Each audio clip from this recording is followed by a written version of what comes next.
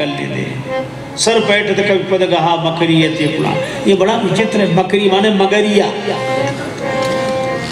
हमारे ग्रंथों की कथाएं इतनी अद्भुत हैं, ये पुरातन होते हुए भी सनातन है। गजराज का पांव मगर ने पकड़ा, आद्य शंकराचार्य जी का पांव मगर ने पकड़ा और हनुमान जी का पांव भी मगरिया ने पकड़ा। और अगर विचार करके देखें तो हमारे आपके सबके पांव आज तक मगर ही पकड़े हैं। किसी से भी कहो बड़ी सुंदर कथा हो रही, चलो, कहते क्या बताएं, चलते तो मगर पकड़े हैं कि नहीं।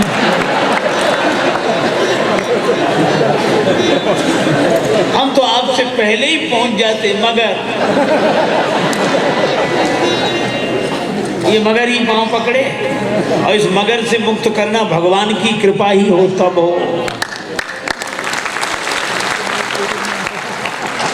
अब हनुमान जी जा रहे थे भक्ति की संजीवनी बूटी लेने, मगरिया ने पांव पकड़ लिया, इसी सरोवर में रहो। हनुमान जी ने प्रहार किया, बोली धन्य हो रामदूत, चरण पकड़ने वाले के साथ यह व्यवहार। श्री हनुमान जी बोले जो चरण पकड़ के डुबा ही देना चाहे उसके साथ तो यही व्यवहार करना चाहिए। हनुमान जी ने प्रहार किया तो वो मरी नहीं, उसका रूप बदल गया। मारी सो धरी दिव्य तन। और कितना बढ़िया संकेत है ये, मगरिया पांव पकड़ती वासना है ना। आप चले जा रहे हैं और कहीं गाना सुनाई पड़ा, हाँ बड़ा अच्छा, कौन गा रहा, अब आप रुक गए, किसने रोक लिया?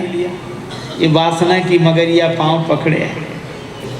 कहीं रूप सुंदर दिखाई दिया, वहीं रुक गए, ये मगरिया पांव पकड़े। और हनुमान जी कहते हैं कि जब इस पर कोई साधक भगवान का नाम लेकर प्रहार करता है तो यह दिव्य रूप में प्रकट होती है, अर्थात वासना ही उपासना बन जाती है। उसने कहा श्री हनुमान जी, आप जिसे मुनि समझ रहे हैं ये मुनि नहीं है। मुनि न होई ये निश्चर हो राम, मुनि न होई ये निश्चर, मानव सत्य वचन कपि मोरा,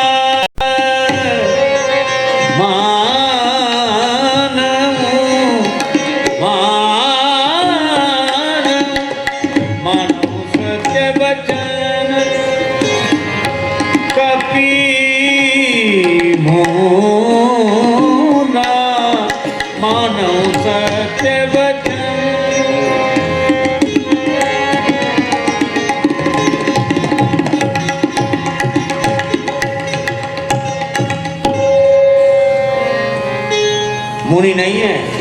हनुमान जी बोले तो अभी जाते हैं। काल ने बोला आओ बस तुम्हें दीक्षा दें। हनुमान जी बोले अब दीक्षा बाद में देना, पहले दक्षिणा दे दो, बच जाओ तो दीक्षा दे दें।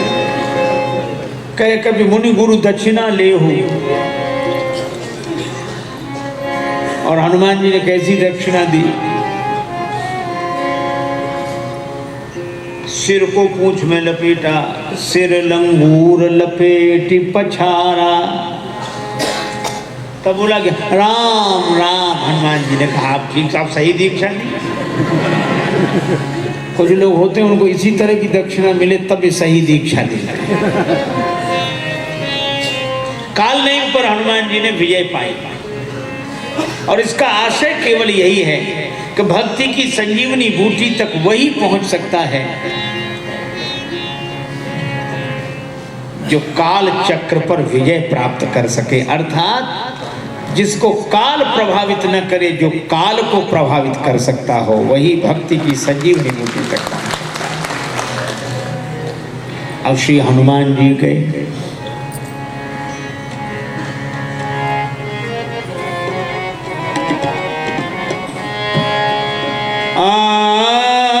राम देखा शैलेन औषधि क्षीण, राम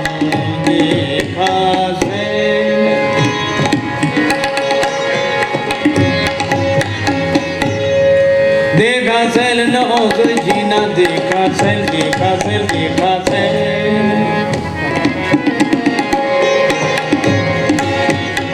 सैल सैल और न औषधि चीना, देखा सहसा कभी उपारी गिरी लीना। देखा देखा सैल देखा देखा सैल देखा देखा सैल।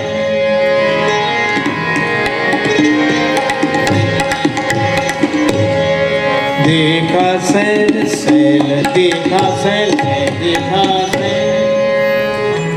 हनुमान जी ने पर्वत देखा और उस पर्वत पर सभी जड़ी बूटियां प्रकाशित हो रही थी। हनुमान जी पहचान ही नहीं सके कि संजीवनी बूटी कौन सी है। हनुमान जी ने पर्वत ही उखाड़ लिया।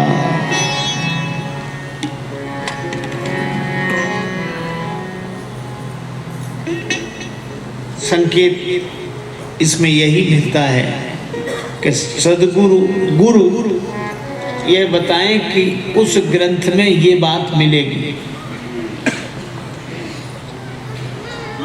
और आप उस ग्रंथ को खोजे ना मिले तो कई बार लोग क्या कहते, गुरु जी को भी पता नहीं है। हमसे कहा उस ग्रंथ को हमने खुद देखा है ही नहीं उसमें कहीं, लेकिन कुछ नहीं है, हम जानते हैं। अपनी बुद्धि को ही परम प्रमाण मान लिया है। और ये पर्वत क्या है? पावन पर्वत वेद पुराना। और सदगुरुदेव कहते हैं वेद पुराणों में ही भक्ति की संजीवनी बूटी है, और अगर नहीं मिल रही है तो गुरुदेव की बुद्धि का विरोध न करो, अपने अज्ञान को स्वीकार करो। अगर उस ग्रंथ में वह सत्य न मिले तो वह ग्रंथ लेकर ही सदगुरु के पास जाओ कि हम महाराज हमें नहीं मिला, आप बताओ।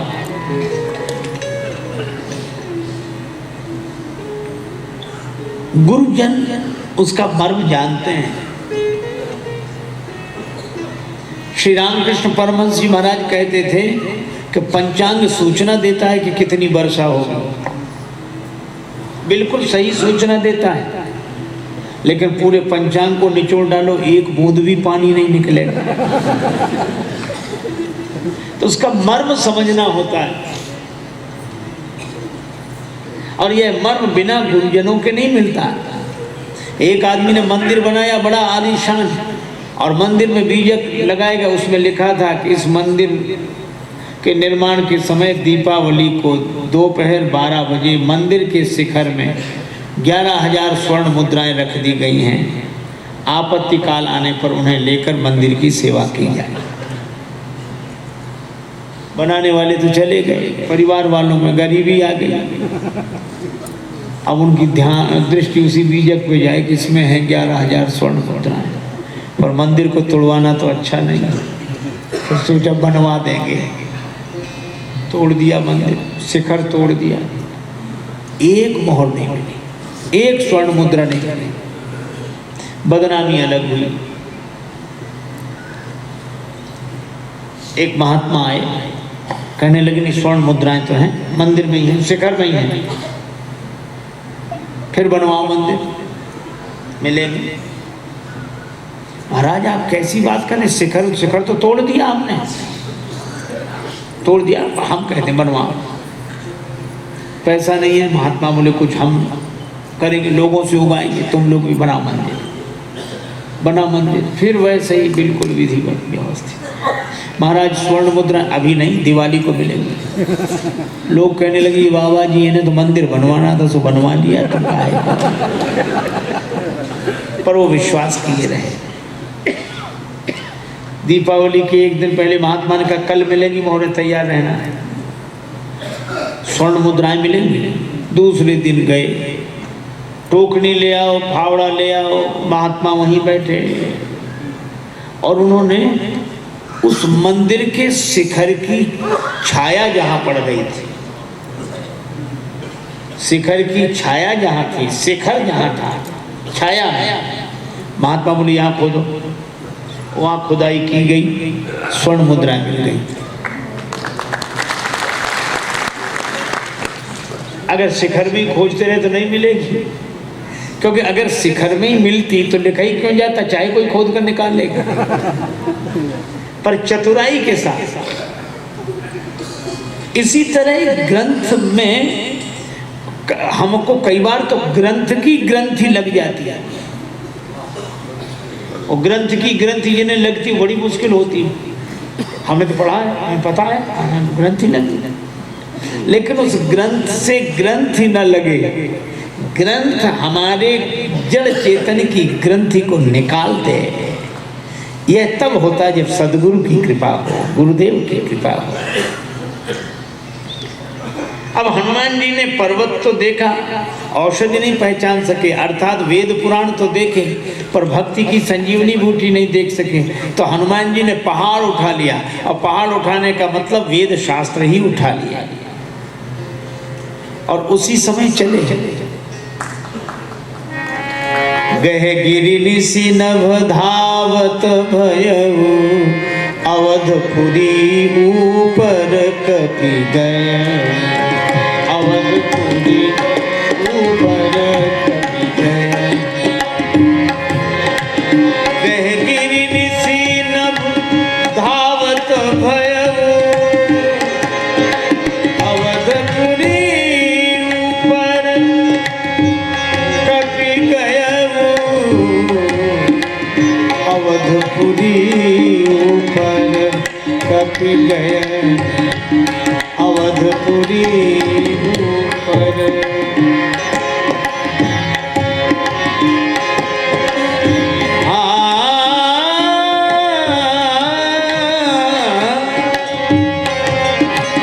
अवधपुरी ऊपर, पुरी ऊपर, पुरी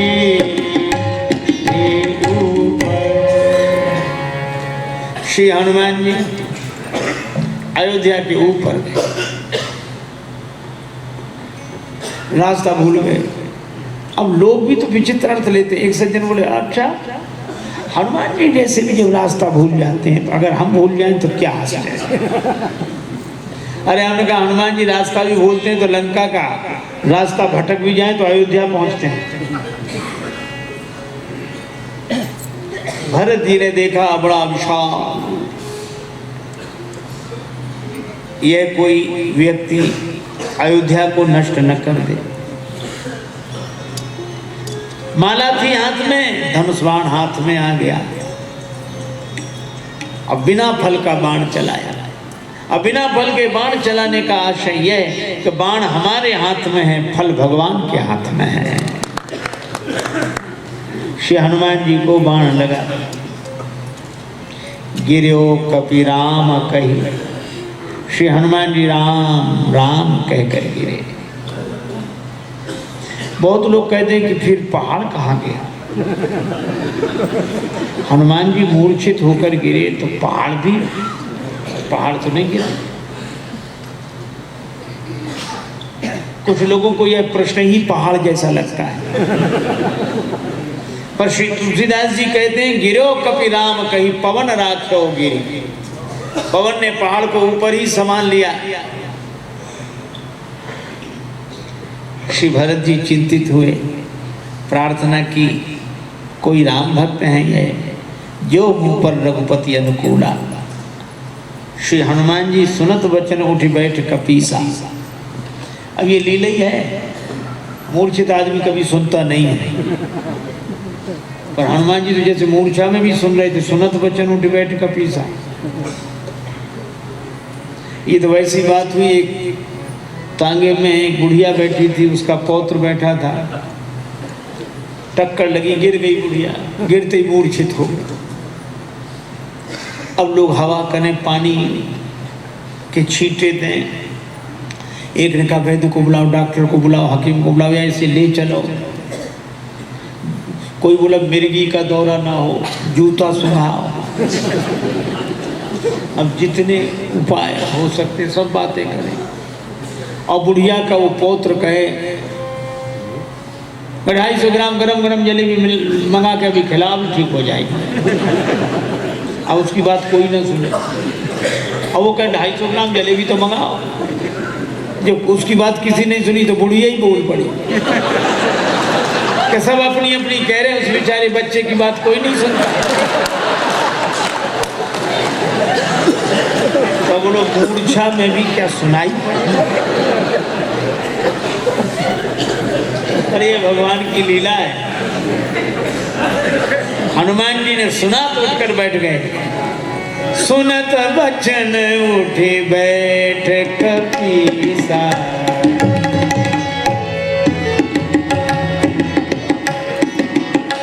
कही जय जयति कौशलाधीशा,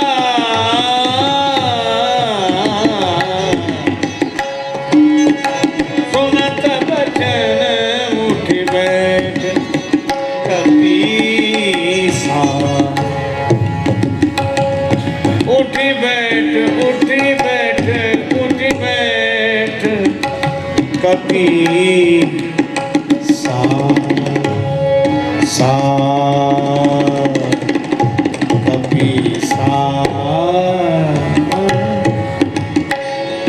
उठ बैठ उठ बैठ उठ बैठ कपीसा,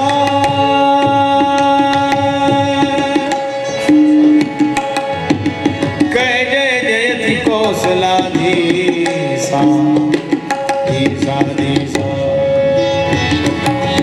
उठ बैठ उठ बैठ उठ बैठ।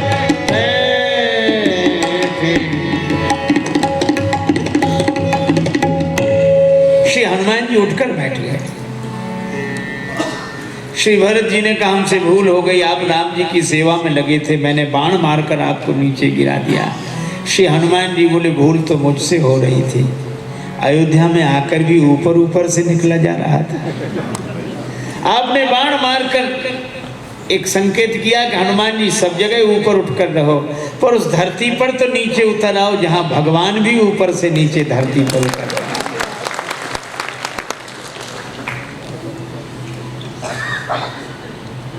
अगर मूर्छा ना हुई होती आपके बाण से तो मेरी मूर्छा टूटती नहीं। मुझे लगता है कि पहाड़ को लेकर तो मैं ही जा रहा हूं, पर आपका बाण लगने से मूर्छा टूट गई। मुझे लगता था कि मैं मूर्छा दूर करने की औषधि ले जा रहा हूं, स्वयं मूर्छित हूं, लेकिन अब पता लग गया मेरा तो हाथ का माध्यम था। सही बात है, इस पहाड़ को तो ऊपर वाला ही संभाले हुए था। दो मूर्छित हुए, काम के बाण से लक्ष्मण जी और प्रेम के बाण से श्री हनुमान जी। कभी राम प्रेम मूर्ति तनु आही, और जो काम के बाण से मूर्छित होता है वह संसार समुद्र में बसी हुई वासना की लंका की भूमि में गिरता है, और जो प्रेम के बाण से मूर्छित होता है वह सरयू जी किनारे अयोध्या की भूमि मानो उपासना की भूमि में गिरता है। समुद्र जैसा दिखाई देता है स्वाद में वैसा नहीं है, पर सरयू जी जैसी दिखाई देती हैं स्वाद में भी वैसी हैं। श्री हनुमान जी उठे। भरत जी ने कहा मेरे बाण पर बैठ जा। पहले तो आया मोरे भार चले किंबाना, पर भगवान के भक्त की महिमा विचार करके कहा कि मैं ऐसे ही चला जाऊंगा। और श्री हनुमान जी चले। मारुत नंदन मारुत को मन को खगराज को बेग लजायो, बेग। श्री हनुमान जी ने मारुत को, मन को, खगराज को। कभी कभी लगता है कि मन का वेग तो सबसे अधिक है। श्री तुलसीदास जी ठीक ही कह रहे हैं कि हनुमान जी जब चले तो वायु का वेग लज्जित किया और बीच में तो मन के वेग को लज्जित कर दिया और अंत में खगराज का वेग लज्जित करते हुए नीचे उतर गए।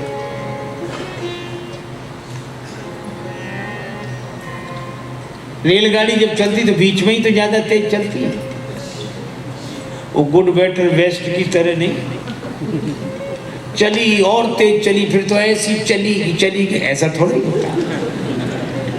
तो हनुमान जी चले बीच में और तेज चले और उधर राम जी कह रहे हैं अर्ध रात गई कभी नहीं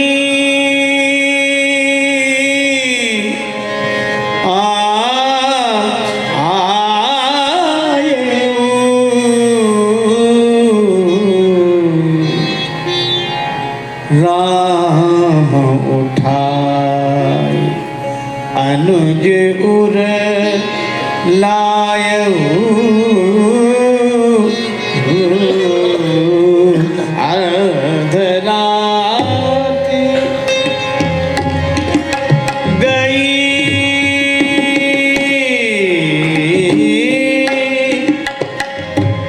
कभी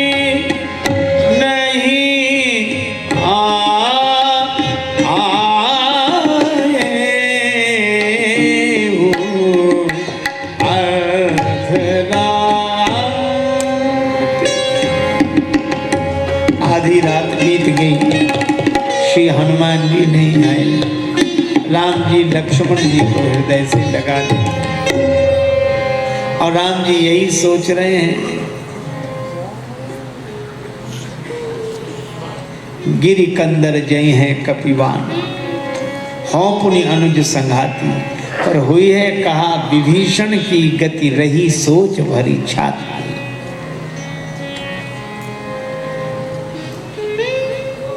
प्रभु प्रलाप सुनि कान विकल भय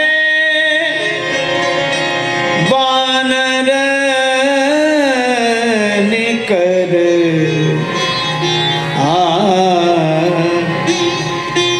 विलाप नहीं प्रलाप। विलाप में तो व्यक्ति होश में रहता है, पर प्रलाप में तो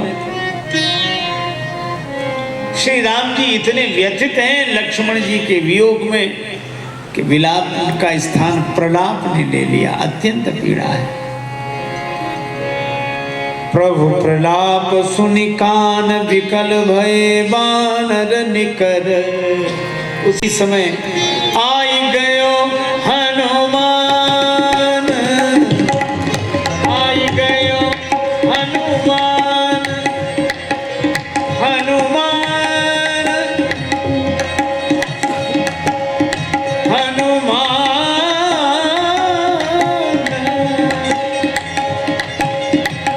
जिमि करुणाम वीर रस, जिमि करुणाम वीर रस, आए गए हनुमान, हनुमान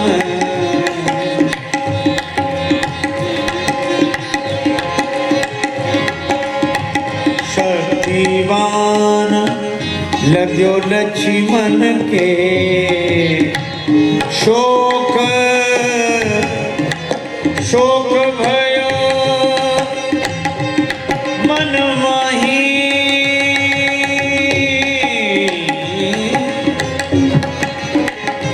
संजीवनी बूटी ले आए, बूटी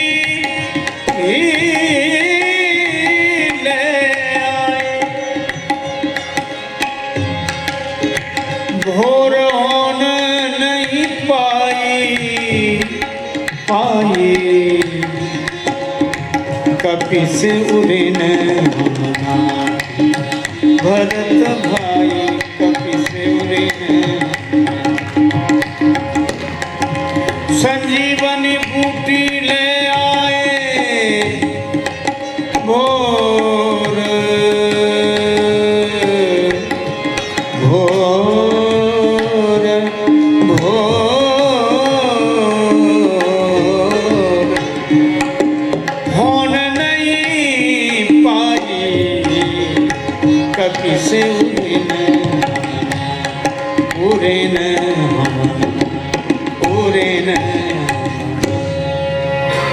श्री हनुमान जी संजीवनी बूटी लेकर आए और जिस पर्वत में हनुमान जी संजीवनी बूटी नहीं पहचान सके, सदगुरु वैद्य ने तुरंत वैद्य तब कीन उपाय, उठ बैठे लक्ष्मण हरस आए।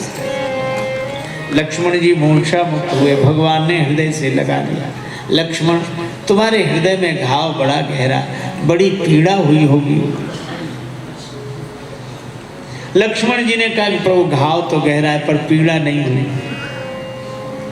जिसकी छाती में घाव था वह तो सोता रहा और जिसके हृदय में पीड़ा थी वो रात भर रोता रहा। घाव और मेरे पीर रघुवीर है।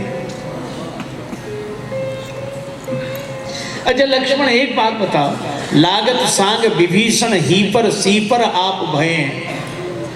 ये वीरघातिनी शक्ति का प्रयोग मेघनाद ने तो विभीषण जी पर किया था, आपने अपने ऊपर क्यों ले लिया? विभीषण जी को पीछे करके आगे क्यों ये बाण की पीड़ा सहन की? आपका तो विभीषण जी से विचार नहीं मिलता। विभीषण जी कहते समुद्र से विनती करो, आप कहते सुखा डालें।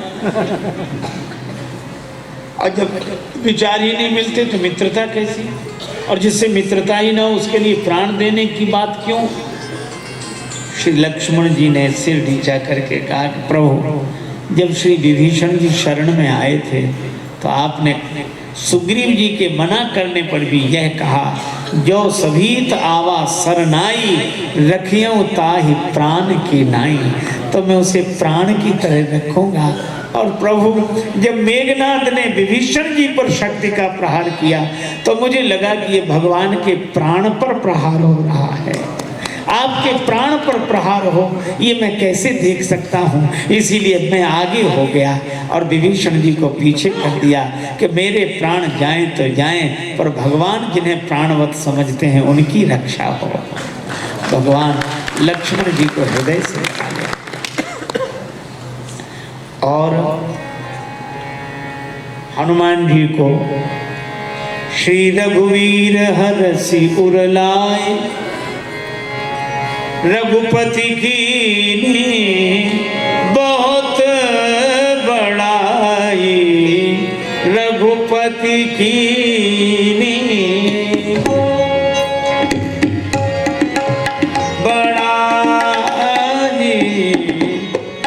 रघुपति की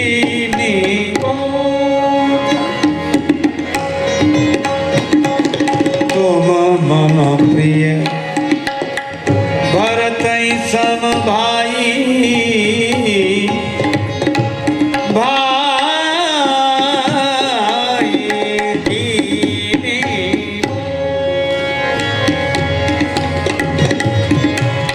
रघुपति की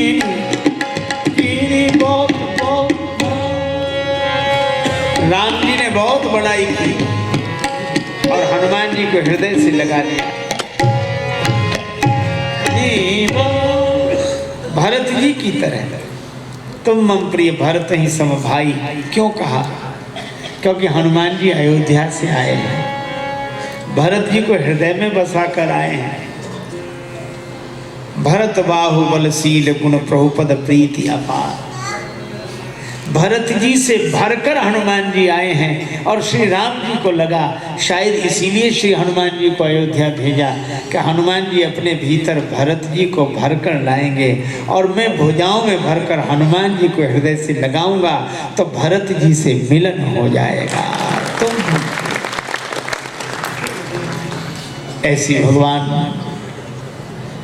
की विलक्षणता, भरत जी के प्रेम की विलक्षणता और दोनों को जोड़ देने वाले श्री हनुमान जी महाराज हैं। और सचमुच जो यह पढ़े हनुमान चालीसा होय सिद्धि साखी गौरीशा। श्री हनुमान जी महाराज को प्रणाम करते हुए भगवान श्री सीताराम जी के चरणों में यह वाक्य पुष्पांजलि बड़े प्रेम से नाम संकीर्तन करें। जय सिया राम, जय जय सिया राम, जय सिया राम, जय जय सिया राम, जय सिया राम, जय जय सिया राम। जय श्री नरेश ग्रोवर, जय सिया राम, श्री श्याम सहानी, जय सिया राम, श्री विवेक अग्रवाल, सिया राम विवेक श्रीवास्तव, सिया राम रमेश मिश्रा, सिया राम श्री संजय सरवटे, सिया राम श्री प्रवेश खेड़ा, सिया श्री रामजी अग्रवाल, ये हमारे कार्यकर्ता और मार्गदर्शक से अनुरोध करूँगा जय सिया राम आरती में जय जय श्री सिया नरेश डोगर जी, श्री संजय आनंद, श्री गोविंद जी, सिया राम जय जय श्री सिया रामजी अग्रवाल, श्री श्याम साहनी, श्री प्रवेश खेड़ा, श्री विवेक अग्रवाल, जय सिया श्री विवेक श्रीवास्तव, जय सिया श्री रमेश मिश्रा, श्री संजय सरवटे, श्री राजेंद्र व्यवहार, सिया राम जय सिया राम जय जय सिया राम जय सिया राम जय जय सिया राम जय सिया राम जय सिया राम जय सिया राम जय जय सिया राम जय जय सिया राम जय जय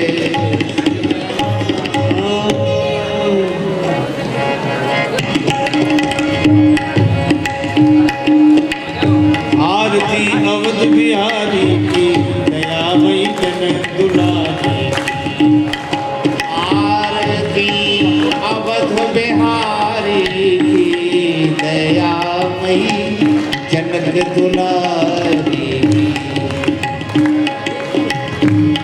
सिंहासन सोए युगल सरकार सिंहासन सोए युगल सरकार परस पर हंसी हेरत हर बार परस पर हंसी हेरत हर बार मधुर मधुर कछु बोल प्रीत मन मोल ललित छवि प्रीतम प्यारी की मई जनक दुलारी की आरती अवध बिहारी की दयामयी जनक दुलारी की पलोटत पाए अंजनी लाल पलोटत पाए अंजनी लाल निरखी पद पंकज होत निहाल निरख पद पंकज होत निहार कहत रघुनाई धन्य शिवकाई पवन सुत गिरिवर धारी की दयामयी जनक दुलारी आरती अवध बिहारी की दयामयी जनक दुलारी की भरत जूठाड़े भाव विभोर लखन निपुत मन लाल कर जोर लखे मुख चंद मेरे आनंद धन्य शोभा धनु धारी की दयामयी जनक दुलारी आरती जो कोई जन गावे आरती जो कोई जन गावे प्रभो पद प्रेम अवश्य पावे प्रभु पद प्रेम अवस पावे शरण राजेश द्रवे अवधि बोलिए जय भयारी की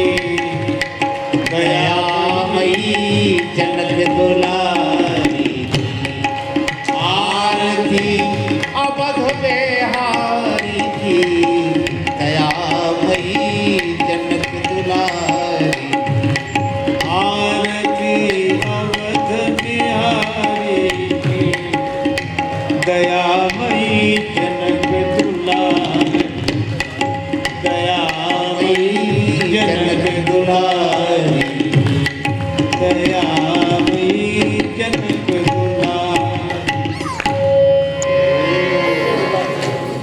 श्री सीताराम जी महाराज।